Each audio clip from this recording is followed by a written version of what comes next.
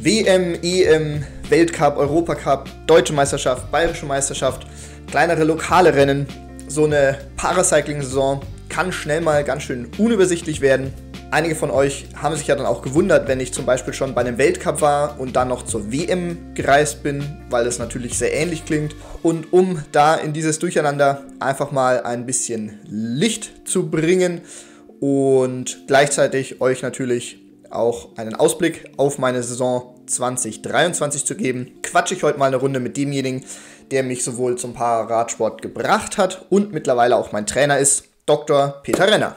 Hi Peter, vielen Dank, dass du dir jetzt heute die Zeit hier für das Video nimmst, in deinem, wie ich ja häufig mitkriege, doch ziemlich vollen Terminkalender immer. Man kennt dich ja vor allem auch unter dem Namen Tandem Doc, hier vor allem in der Erlanger Nürnberger Region. Doc einmal, weil du vor allem auch in der IQ Move viele von uns Sportlern da bei der Leistungsdiagnostik immer betreust, und dann Tandem natürlich, das ist auch die Komponente, wo wir uns dann eigentlich so kennengelernt haben, weil du mit dem Tim Kleinwächter zusammen einige Zeit auf dem Tandem ambitioniert unterwegs warst. Und vorher hast du ja aber auch selber schon Radsport für dich betrieben. Soweit ich weiß, unter anderem auch in der Bundesliga gefahren, also schon wirklich richtig stark auch. Vielleicht kannst du ja einfach mal ganz kurz zum Einstieg erzählen, wie quasi dann der Switch so in den Parasport kam, wie du und der Tim euch kennengelernt habt, ob das eigentlich so dann dein Einstieg auch in den Parasport war oder ob es davor schon irgendwelche Kontaktpunkte gab, von denen ich jetzt vielleicht noch gar nichts weiß. Nee, da gab es tatsächlich jetzt keine anderen Punkte, und letztlich hatte ich eigentlich auch immer gesagt, so mit dem Ende des Studiums hatte ich auch meiner Frau oder jetzt Frau eben versprochen, da werde ich dann mal ein bisschen vernünftiger und da fahre ich nicht mehr jedes Wochenende irgendwie ständig irgendwo Radrennen und fahre dann ein bisschen runter. Habe sowieso auch gedacht, dass das dann beruflich einfach auch schwieriger unterzubringen ist. Und dann hat es aber gar nicht so lange gedauert. Und ich bin schon seit vielen Jahren immer beim Challenge in Rot, das ist ja hier gleich ums Eck, bin ich immer in der Staffel eben Rad gefahren. Schwimmen kann ich nicht gut, laufen auch nicht so wirklich, deswegen war der Radpart immer meiner. Und so kam das eben, dass ich dort den Tim kennengelernt habe, beziehungsweise ich habe ja immer noch das Gefühl, der Tim hatte das irgendwie auch schon länger geplant und wollte mich dann da ansprechen. Da haben wir uns dann sozusagen in Anführungszeichen zufällig getroffen. Nee, er hatte eben auch sein Tandem da eingecheckt, ist da mit jemand anderes eben Tandem gefahren, und da hat man dann eigentlich vereinbart, dass wir uns mal gemeinsam auf das Tandem setzen. Wart ihr da beide schon im Hermann-Rad-Team? Ja, genau. Okay. So kam das. Also ich hatte das Hermann-Rad-Team ja mit dem Stefan damals gegründet, Ende 2014. Da ging das eben los, und 2015 bin ich noch einige Lizenzrennen gefahren, und 2016 kam dann sozusagen die Zeit, wo das dann mit dem Tandem losging. Ja, weil das war ja letztendlich das Team, in dem wir dann auch, oder der Verein dann halt, in dem wir dann auch uns kennengelernt haben, oder ich bin dann da dazugestoßen. Ja, insgesamt war es natürlich großes Glück für mich, dass du dann da in der Paraszene dich schon so ein bisschen ausgekannt hast, weil letztendlich dann ja bei einer Dranbleiber-Ausfahrt, ich weiß gar nicht, ob du dich noch dran erinnerst, ich erinnere mich auf jeden Fall noch sehr genau daran, als wir da eben rumgefahren sind. Ich glaube, das war das zweite Mal überhaupt erst, dass ich bei Dranbleiber dabei war. Und da hast du dann quasi während der Fahrt an meiner Wadenmuskulatur, nehme ich mal an, erkannt, dass ich eben auch Klumpfüße habe, was ja jetzt keine Seltenheit im Pararadsport ist. Und so kam das dann ja überhaupt, dass das Ganze losgegangen ist. An der Stelle vielleicht, wer sich jetzt fragt, was es mit Dranbleiber auf sich hat, traue ich mich einfach mal, den kleinen Teaser auszusprechen, dass ich mir gut vorstellen könnte, dass wir in der Saison vielleicht dich zu dem Thema hier auch nochmal auf dem Kanal hoffentlich begrüßen. Mal schauen. Aber ich bin gespannt. Können wir gerne mal machen. Mal gucken, ob ich das auch noch sage, wenn ich mir das Video danach anschaue. Ja, das wird der Timo schon richten. Aber nee, also ich erinnere mich tatsächlich auch noch ziemlich genau an die Ausfahrt und das liegt nämlich auch daran, dass ich jetzt nicht einfach so deine Waden gesehen habe und habe gedacht, dich spreche ich jetzt mal an. Das war ja auch nicht das erste Mal, wo wir zusammen mit Dranbleiber unterwegs waren, sondern ich habe da auch überlegt, weil ich meine, es ist ja jetzt nicht unbedingt so alltäglich, dass man jemanden dann immer sofort irgendwie auf seine Behinderung anspricht und außerdem tat es generell jetzt bei unseren Ausfahrten ja auch wenig zur Sache und Mhm. deswegen wusste ich jetzt auch nicht, ich meine, wir kannten uns dann nicht so gut und da habe ich natürlich auch irgendwie überlegt, wollen wir da jetzt irgendwie drüber sprechen oder ist das jetzt vielleicht nicht unbedingt Ja. so das Thema, worüber wir uns dabei bei der Radfahrt unterhalten? Und ich weiß auch noch, dass du erstmal auch recht überrascht warst, irgendwie da jetzt über Behindertenradsport zu sprechen, weil du das, glaube ich, irgendwie auch gar nicht so richtig auf dem Radar Nee, hattest, überhaupt also nicht. Das dass war, man sowas ja. machen kann, wie man da so reinkommt und so. Und letztlich war das ja für dich dann irgendwie auch so eine ganz neue Welt in Anführungszeichen, aber es ging Mhm. dann ja doch Schlag auf Schlag. Dann war der Landestrainer ein paar Wochen später irgendwie bei uns zum Training mit dabei. Dann sind wir zu viert, haben eine Runde gedreht und das war eigentlich dann auch schon der Startschuss. Ja, ja, das weiß ich auch noch. Da kam dann der Michi, haben wir uns, glaube ich, bei der IQ Move getroffen und das war dann auch das erste Mal, nämlich, wo ich quasi den Tim kennengelernt habe, beziehungsweise euch halt als Tandem im Training erlebt habe und den enormen Windschatten genießen durfte. Da ist natürlich jetzt von 2016 auch schon einige Zeit vergangen gewesen. Also das war jetzt rückblickend. Zu dem Zeitpunkt war es nicht so ganz klar, aber also rückblickend war das trotz alledem so ein bisschen das Ende dann. Leider unsere Tandem-Zusammenarbeit, das lag halt natürlich in erster Linie auch an der Pandemie. Ich erinnere mich gar nicht mehr ganz genau, aber ich bin mir ziemlich sicher, das war noch komplett vor der Pandemie, oder? Als wir uns getroffen haben. Also es war quasi während der Pandemie. 20. Das war 2020, du hast recht.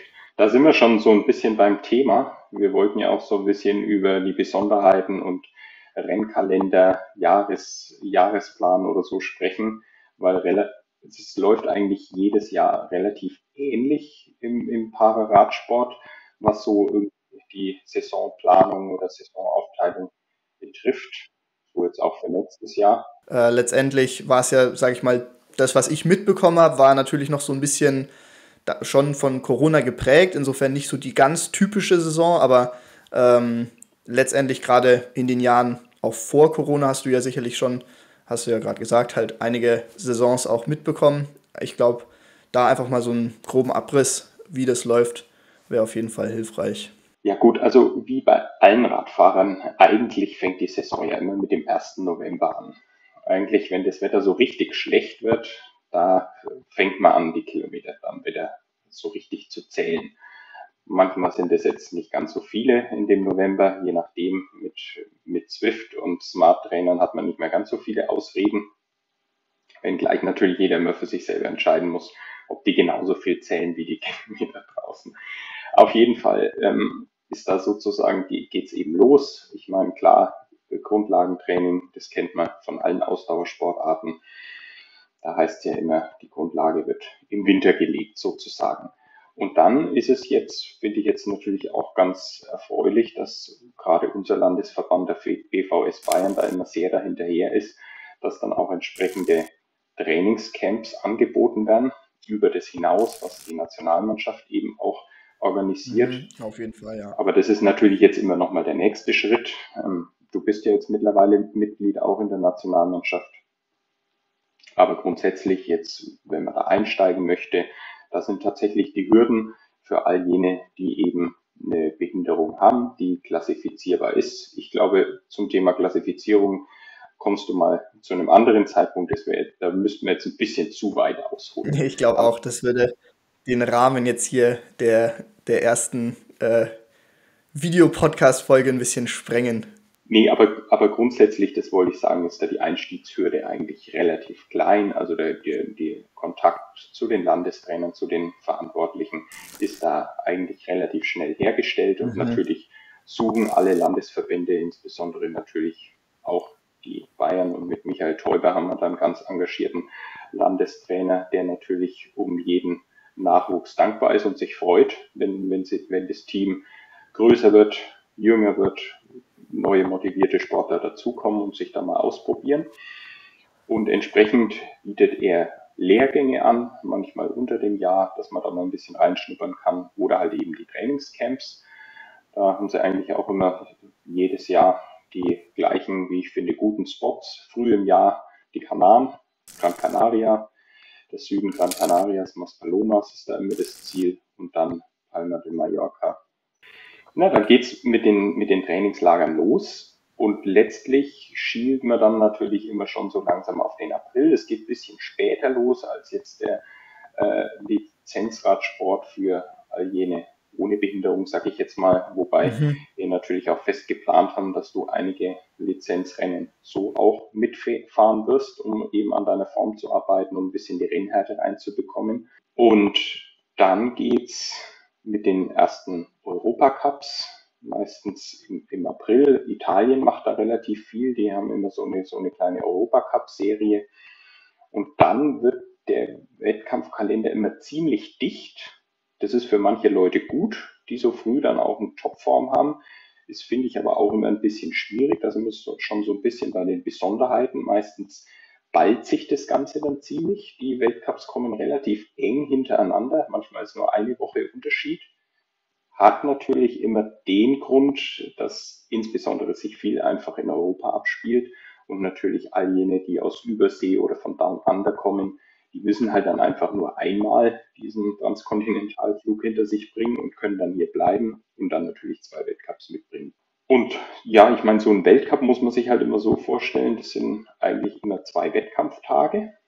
Es gibt ein paar Ausnahmen, es gibt noch ein paar so Staffelwertungen, wobei jetzt für dich in dem Fall nicht, sondern das ist für andere Rennklassen, eben die Handbiker. Es sind eigentlich nur die Handbiker, oder? Oder gibt es noch andere Staffeln? Nee, nur die Ja. Handbiker haben so eine entsprechende Staffelwertung noch. Und ansonsten sind es immer 2 Wettkämpfe. Wir können ja vielleicht mal ganz kurz, weil ich tatsächlich, also ich werde definitiv noch mal ein Video zu den ganzen Klassen machen, aber einfach, das ist ja auch dann Teil der Klassifizierung, aber nur noch mal für denen das jetzt nicht ganz klar ist. Also es gibt im Pararadsport eben 4 Radklassen eigentlich und dann halt die jeweiligen Unterklassen. Aber an so einem Wettkampf-Wochenende sind dann quasi Handbiker vor Ort, 3 Radfahrer vor Ort, die Tandems und eben wir Zweiradfahrer. Und dann wechselt sich das immer so ein bisschen ab. Das heißt, am einen Tag haben ja, die Zweiradfahrer ihr Zeitfahren, dann kommen die Handbiker vielleicht mit dem Straßenrennen. Also das wechselt sich immer so ein bisschen ab und das war eben das, was du ja auch gerade gemeint hast, dass die Handbiker da eben teilweise sogar 3 Rennen haben und alle anderen eigentlich 2. Also immer ein Zeitfahren und ein Straßenrennen. Genau, nur dass das einmal so, man sich das doch vorstellen kann, weil das ja schon, Paracycling ist ja eigentlich nur der Überbegriff von dann wieder 4 Unterkategorien, wenn man so will. Ja, und dann wird es natürlich auch ziemlich kompliziert. Diese Klassen haben ja dann entsprechend der Behinderung entsprechende Nummern und Ziffern. Ja, ja. Aber ich glaube, das ist so ganz gut erklärt. Es gibt eben diese 4 Klassen, natürlich Damen wie Herren jeweils und dann jeweiligen Unterklassen. Man versucht halt einfach Felder zu schaffen, wo man gewissermaßen ein gleiches Leistungsniveau jetzt anhand der Behindertenklassen und einen fairen Wettkampf irgendwie herstellen kann. Aber klar, man kann sich das natürlich vorstellen. Ganz fair wäre es natürlich, wenn jeder seine eigene Klasse hätte. Ja, aber dann wären die Wettkämpfe ziemlich langweilig und je größer man die Klassen macht, desto spannender sieht es von außen aus, aber desto unfairer wird es natürlich auch, ja, wenn dann Leute ohne Beine mit 2 Beinen fahren. Klar, deswegen eben diese Klassen. Da sieht man schon so ein bisschen die Besonderheit. Man muss sich irgendwie auf 2 Disziplinen so ein Stück weit fokussieren. Einmal eben das Zeitfahren und das Straßenrennen, die sind auch gleich hoch gewichtet sozusagen. Bei den Europacups gibt es dann immer noch eine Gesamtwertung aus den beiden. Die werden dann Ah, okay. zusammengefasst und so wird dann wusstest du noch nicht, Nee, das wusste ich nicht. es werden dann immer die Platzierungen aus den jeweiligen Rennen zusammengezählt und der die niedrigsten hat, also 2 mal 1 ist 2, dementsprechend der gewinnt. Gibt es Ja, Punktgleichheit, gewinnt der im Zeitfahren besser war. okay. Ja, aber Europacups tatsächlich sind ja zumindest jetzt bisher für mich eigentlich gar nicht so im Fokus gestanden. Also ich glaube, wie gesagt, der einzige Europacup, den ich gefahren bin, war die gleichzeitig quasi die deutsche Meisterschaft letztes Jahr in Köln. Ich meine, du hast halt natürlich jetzt auch den Vorteil, sag ich mal, du kannst andere Rennen nutzen, um dich in Form zu bringen. Den Vorteil hatten wir auf dem Tandem zum Beispiel nicht, weil mit dem Ja, klar, Tandem das brauche stimmt. ich bei keinem anderen Lizenzrennen mich an den Start stellen. Das funktioniert nicht und deswegen war es natürlich für uns schon immer ganz interessant, auch ein paar Tandemrennen so ein bisschen zum Warm-up herzunehmen, um dann eben zu den Weltcups auch entsprechend schon mal so ein bisschen eine Standortbestimmung davor zu haben. Und da haben wir immer ganz gerne die italienischen genommen, aber man muss halt natürlich auch sagen, klar, das ist immer ein relativ großer Aufwand. Meistens haben wir das in Eigenregie gemacht, kostet natürlich Geld, da runterzufahren, das ganze Material mitzunehmen, so wie das bei den anderen Mhm. Wettkämpfen ja eben Ja. auch ist. Ja, genau, man ist dann halt schon immer relativ lang unterwegs. Anreise ist ja dann meistens schon Anfang der Woche, vielleicht sogar schon am Wochenende, gerade jetzt dann bei den Übersee-Weltcups. Da ist halt dann für quasi 2 Rennen eigentlich eine ganze Woche geblockt. Das ist dann schon immer auch zeitlich ein gewaltiger Aufwand. Ja, Aber ja, jetzt für mich quasi dieses Jahr haben wir jetzt ja gesagt, also zum einen, du hast schon gesagt, die Lizenzrennen, die ich halt versuche so quasi außerhalb vom Pararadsport noch zu fahren und dann sind es natürlich vor allem die Weltcups, die für mich dann ganz wichtig sind, weil es ja auch immer so ist, dass man sich über die Weltcups dann wieder für den Saisonhöhepunkt, der dann noch ansteht, also die WM, ja mehr oder weniger empfiehlt oder qualifiziert. Und deswegen ist das, was du vorher auch schon gesagt hast, ist, dass man da halt einfach wirklich schon in Form sein muss, so wichtig, weil ja letztendlich man da ja dann oder sich da dann entscheidet, wie die restliche Saison auch weitergeht. wir haben eigentlich für dich jetzt, nachdem noch nicht so ganz klar ist, wie sieht die Weltcup-Strecke in Italien genau aus, wie wird sich das dann da entsprechend alles darstellen, den Übersee-Weltcup, da ist es natürlich auch so, die Nationalmannschaft kann nicht immer unbedingt alle Athleten zu diesen großen Wettkämpfen in Übersee mitnehmen, hängt ein bisschen natürlich von der Form ab. Und dann ist ein wichtiger Punkt natürlich auch gerade für den Bundestrainer immer das Vierjahres-Ranking, wovon ja auch ein Stück weit die Startplätze dann, nicht nur ein Stück weit, sondern die Startplätze entsprechend für die Paralympics auch abhängen. Dieses Mal sind es jetzt ja nur 3 Jahre. Also quasi wie viele Punkte man als Nation sammelt, Ganz oder? genau. So ist es, ja. Und da zählen halt natürlich Siege mehr als Platzierungen. Das ist ganz klar. Oder also ja, je besser natürlich die Platzierung, umso mehr Punkte. Und Mhm. natürlich ist es wichtig, da möglichst viele Punkte zu sammeln. Das kommt ja auch den anderen Athleten dann am Ende wieder zugute. Aber deswegen kann es halt natürlich mal sein, dass man dann dabei ist oder eben auch mal nicht dabei ist. Vielleicht ist ja auch die Form mal nicht so gut, ganz klar. Und deswegen haben wir eigentlich für dich jetzt den Weltcup, den du jetzt auch schon kennst, den Ostende, jetzt mal so als ersten Saisonhöhepunkt auf jeden Fall auserkoren. Europameisterschaften, die sind erst so vor 2, 3 Jahren wieder stärker aufgekommen.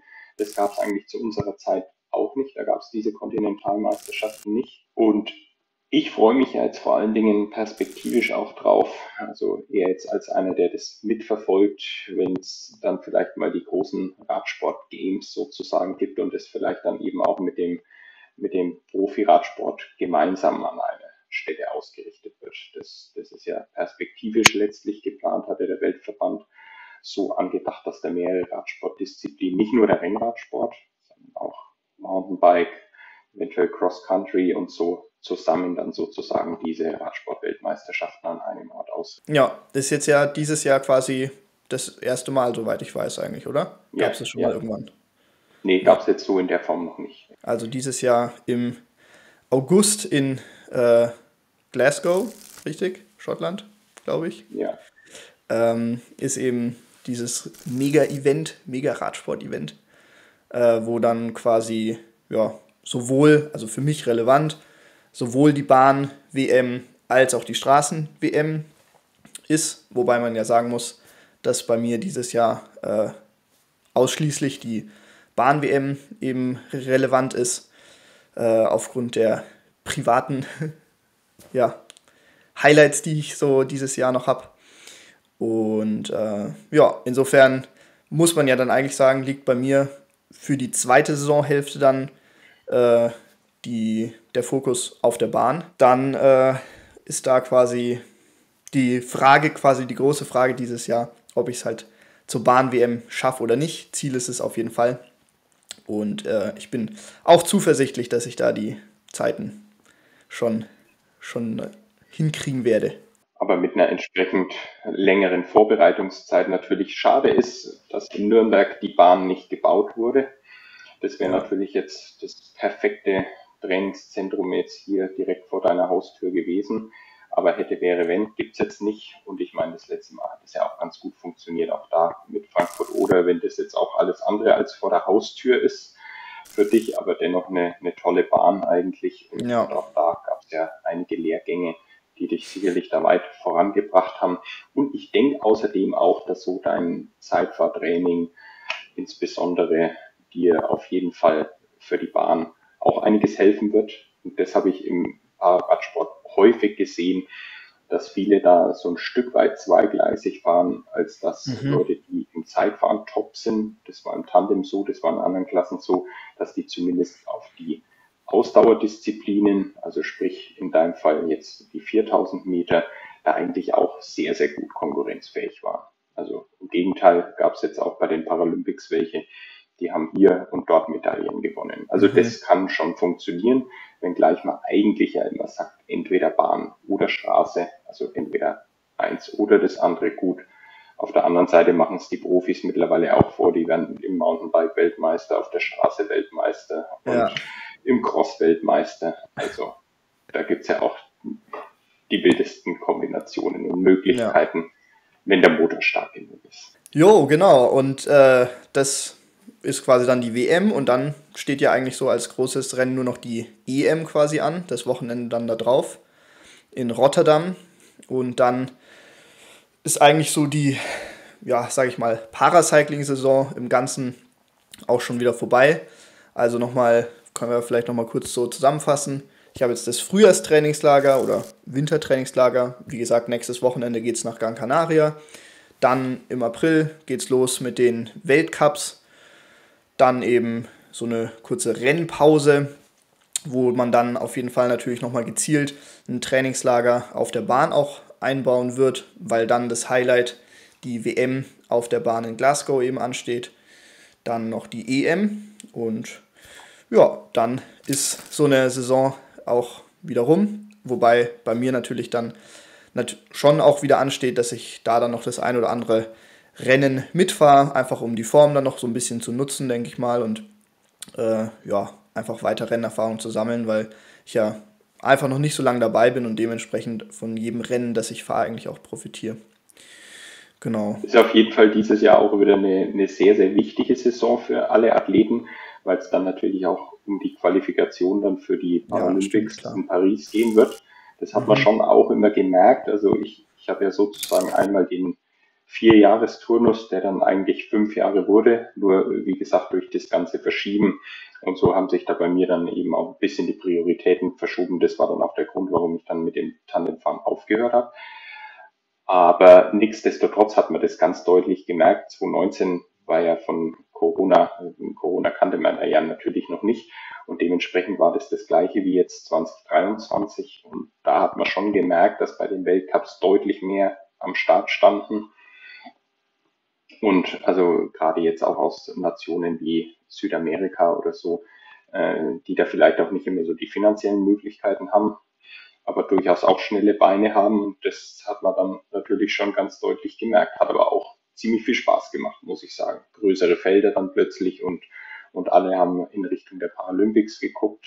Das hat man schon gespürt. So in Bezug auf die Para-Rennen jetzt, du kennst das ja letztendlich von früher, noch normale Lizenzrennen und dann mit dem Tim die Paracycling-Rennen. Fallen dir da irgendwelche charakteristischen Unterschiede auf, wo du sagst, ja, also wir haben jetzt schon gesagt, okay, man hat zum Beispiel immer an einem so einen Rennwochenende ein Zeitfahrevent und ein Straßenrennen. Gibt es sonst noch irgendwelche organisatorischen Besonderheiten, die du beobachtet hast? Schwierigkeiten, speziell jetzt für die Athleten vielleicht auch irgendwas, was dir da aufgefallen ist? Da muss ich natürlich sagen, also klar, Tim mit seiner Einschränkung beim Sehen hat eben diese Einschränkung, aber ansonsten waren wir halt relativ unabhängig, weil wir halt Mhm. natürlich auch sehr mobil waren. Das ist natürlich was andere, die jetzt im Rollstuhl unterwegs sind und Handbiker sind, ist es dann schwieriger. Diese ganzen Transfers oder so sind für die natürlich ein viel, viel höherer Aufwand. Dann kommen ja noch andere Einschränkungen oder Probleme dazu, ja, was das Toilette gehen und sowas anbetrifft. Das ist schon häufig relativ schwierig gewesen, gerade dann auch immer die Transfers von den Hotels dorthin. Wir haben uns halt aufs Tandem gesetzt und sind dorthin gefahren. Aber natürlich sind auch die Distanzen auf dem Tandem tatsächlich, das soll jetzt gar nicht überheblich klingen, aber da sind wir deutlich schneller unterwegs und das ist deutlich einfacher, dann einfach auch mal 10, 15 Kilometer auf dem Rad zu überbrücken. Das ist auf so einem Dreirad, wenn man eine entsprechend angeborene spastische Parise hat oder sowas. Das ist ganz, ganz was anderes. Deswegen Mhm. muss ich sagen, ich habe das immer als sehr angenehm empfunden, weil man natürlich auch so in der Nationalmannschaft doch, natürlich, man darf sich das nicht vorstellen wie die Fußballnationalmannschaft, aber trotz alledem waren da sehr viele engagierte Helfer immer mit dabei, Mechaniker, die einem da zur Hand gegangen sind. Von dem her hat es immer sehr, sehr gut funktioniert. Aber natürlich ist so diese 2 Tage, das ist schon irgendwie so ein besonderer Turnus, wo man natürlich irgendwie auch gucken muss, wie bereitet man sich dann darauf vor, was macht man an dem Tag dazwischen. Das ist so eine Besonderheit. Das Dankbare daran ist, dass es immer so ist. Also, dass man eigentlich immer diese zwei Mhm. Training. Ja, man kann sich ziemlich gut drauf einstellen, das stimmt. Ganz genau. Und was ich sonst noch recht besonders fand, und das finde ich, das kann man jetzt zum Beispiel auf die C-Klassen, also eure Klassen, wo man auf dem Zweirad, auf dem Rennrad eben sitzt, auch ganz gut übertragen. Ich fand immer die Straßenrennen verhältnismäßig kurz, dementsprechend auch von der Charakteristik, wie sie gefahren werden, auch sehr, sehr eigen sind. Also Mhm. dahingehend, dass es eigentlich immer so ist, es ist der Startschuss, dann wird in den ersten 30, 40 Minuten wird sozusagen auf Teufel komm raus selektiert. Es ist unheimlich schnell, unheimlich hart. Und dann dauern die Rennen ja meistens 2,5 Mhm. Stunden, maximal vielleicht mal 3 Stunden. Das ist natürlich was anderes als eine Tour de France-Etappe oder bei Mailand Sanremo, wo man stundenlang im Sattel sitzt und es man zwischendrin auch mal anhalten kann und Wasser lassen kann. Ja, also das Ja. ist sozusagen was da ausgeschlossen ist. Und das fand ich schon besonders. Tandemrennen kann man jetzt schlecht mit euren Rennen vergleichen. Da ist alles immer so ein bisschen, manchmal habe ich es mit Elefantenrennen verglichen, weil die Beschleunigung ist relativ schlecht. Aber wenn man dann sozusagen mal in Fahrt ist mit dem entsprechenden Gewicht, dann Ja. rollt es auch ganz gut dahin. Also Ja. deswegen, das ist schlecht zu vergleichen. Aber was ich eben auch noch relativ besonders finde, was ich jetzt auch als Tandempilot immer ein bisschen kritisiert habe, ich finde die Kurse häufig sehr, sehr winklig. Das Mhm. hat auch den Grund, dass verschiedene Klassen haben verschiedene Anforderungen für zum Beispiel die meisten Klassen. Da ist es halt natürlich schon ganz gut, wenn es auch nicht ganz so schnell zur Sache geht. Deswegen werden oftmals eher so technische Passagen oder sowas dann auch mal gerne bevorzugt, war immer mein Eindruck. Das macht es manchmal ein bisschen schwierig, also gerade mit den Tandems. Ich erinnere mich noch an Rennen in Elzach. Also so viele Ja, Kurven bin ich stimmt. noch nie über eine Runde gefahren. Mit unheimlich vielen Antritten, winklichen, durch die Straßen hindurch und Mhm. ständig rechts, links. Das fand ich auch immer recht besonders. Also es gab selten so richtig schnelle Kurse, wo man eigentlich nie bremsen muss. Das gab es eigentlich Ja. nicht. Ich hoffe natürlich, dass wir jetzt mit dem kleinen Überblick auch dem einen oder anderen äh, ja, Lust gemacht haben, die Paracycling-Rennen so ein bisschen zu verfolgen. Es gibt ja so ein, zwei Anlaufstellen, wo man Ergebnisse zum Beispiel nachschauen kann oder mal was übertragen wird, auch wenn das natürlich bei weitem nicht so gut klappt wie jetzt bei normalen Rennen. Ähm, eine Quelle zum Beispiel, die mir der Maxi Jäger letztes Jahr, ein junger, richtig starker Dreiradfahrer, empfohlen hat, ist RSS-Timing. Ich werde auf jeden Fall auch die ja, Seiten bzw. Kanäle dann unten verlinken, wen es interessiert. Also da schaue ich immer dann nach den Rennen gerne die Ergebnisse nach. Hast du noch irgendwelche Empfehlungen, wo man das ganz gut nachvollziehen kann? Manchmal gibt es ja auch einen Livestream, aber auch natürlich nicht immer. Ja, ich kann nur Jakobs Instagram-Seite empfehlen. Da gibt es auch immer ganz guten Content und da sind auch die entsprechenden Livestreams immer verlinkt. Und Wenn es welche gibt, versuche ich es zumindest, ja. die Paralympics, wenn du dann in Paris am Start stehst, die werde ich mir vom Öffentlich-Rechtlichen anschauen. Okay. Ja. Ja, ansonsten muss man sagen, ist es tatsächlich immer ein bisschen schwierig zu finden. Wenn man da jetzt nicht in der Szene ist es schwierig, da Mhm. Livestreams zu finden. Allerdings habe ich schon immer die Erfahrung gemacht, also zum Beispiel in Kanada, als wir da waren, die hatten unheimlich guten Livestream für diese Verhältnisse, den du eigentlich hier auch in Deutschland, hatte ich gehört, ziemlich gut verfolgen konntest. Aber das ist natürlich immer schwierig, über die Veranstaltungsseiten das zu finden. Deswegen empfiehlt es sich Ja, die Links, die tatsächlich, sind wirklich immer so versteckt irgendwo. ein paar starke Parasportler sich rauszupicken, egal aus welcher Nation, und die da eben auf Social Media auch ein bisschen aktiv sind. So bin ich eigentlich immer ganz gut zu meinen Ergebnissen gekommen. Oder auch wenn ich da mal was live verfolgen wollte. Und noch dazu, die UCI-Seite ist jetzt nicht immer ganz so dankbar, um sich da einen Überblick zu verschaffen, Mhm. aber zumindest die endgültigen Ergebnisse, die sind dann doch immer relativ zuverlässig bei den großen Rennen dort zu finden. Ja, das stimmt. Die werde ich auch auf jeden Fall unten dann verlinken. Cool. Ja, dann natürlich, da will ich mich so ein bisschen am Plan Z Podcast orientieren. Noch eine wichtige Frage. Hast du eine Idee, was man ändern könnte, um den Pararadsport voranzubringen? Und wenn ja, was wäre das? Wir haben vorhin ja schon mal ganz kurz drüber gesprochen oder das gestriffen, dass die nächste WM jetzt in Glasgow erstmals eben alle Radsportdisziplinen und dabei eben auch den Pararadsport vereint und da alle Wettkämpfe an einem Ort sind. Ich glaube, das ist ein Schritt in die Richtung, wo es hingehen muss, weil das, denke ich, dadurch automatisch ein bisschen mehr auch in der Wahrnehmung ist. Darum geht es ja irgendwie auch immer. Weil ich finde, unterm Strich, je mehr Wahrnehmung so eine Sportart hat, desto mehr Invest am Ende dann auch, desto mehr Sponsoren kommen. Und je mehr Sponsoren kommen, je mehr Geld da ist, desto Klar, professioneller wird es. Und ja, ich glaube, von so einer gewissen Professionalisierung profitiert sicherlich auch der Pararadsport. Und gerade jetzt, um im konkreten Beispiel in der Nationalmannschaft, in der du ja bist, zu bleiben, denke ich jetzt auch, gibt es nochmal einen frischen neuen Wind. Es gibt einen neuen Bundestrainer, den ich jetzt auch schon mal ja. zumindest am Telefon oder eben auch per Meeting, Online-Meeting kennenlernen konnte. Und ich glaube, auch da wird es sicherlich nochmal eine gewisse Professionalisierung, was so die ganze Steuerung drumherum gibt, was eben so im Rahmen der Möglichkeiten. Die Aufgaben von so einem Bundestrainer sind ja natürlich sehr weit gestreut, aber ich glaube, auch da, das wird sicherlich euch alle nochmal ein Stück weit voranbringen. Zumindest war so mein Eindruck.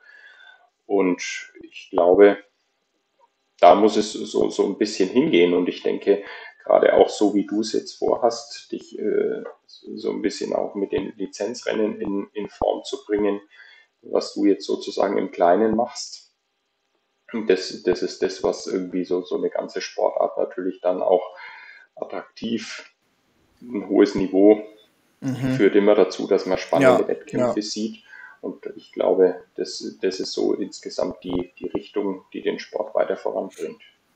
Glaube ich auf jeden Fall auch. Ich bin natürlich auch gespannt, was da jetzt nächste Saison mit dem neuen Trainer so kommt. Und wichtiger Punkt auch, dass einfach natürlich über die Aufmerksamkeit viel läuft, die der Sport so von außen bekommt und dadurch dann die Professionalisierung halt einfach angestoßen wird. Das ist ja auch so ein bisschen das, was ich jetzt hier versuche mit meinen zwar kleinen Möglichkeiten, aber doch eben ja, sehr viel Spaß momentan da voranzutreiben. Das letzte Video müsste das jetzt sein, das quasi rausgekommen ist, bevor das Video dann hier rauskommt. Da fasse ich das ja eigentlich so ein bisschen zusammen, was meine Mission, die ich mir da so überlegt habe, ist. Und ja, dann würde ich sagen, vielen Dank dir auf jeden Fall, dass du die Zeit genommen hast.